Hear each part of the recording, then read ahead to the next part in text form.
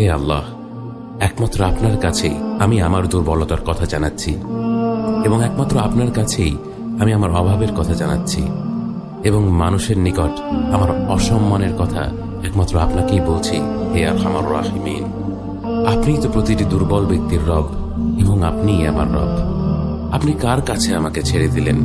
এমন অচেনা মানুষদের কাছে যারা আমার ক্ষতি করতে চায়, নাকি এমন শত্রুর কাছে যাকে আপনি আমার চেয়ে অধিক শক্তি দিয়েছেন?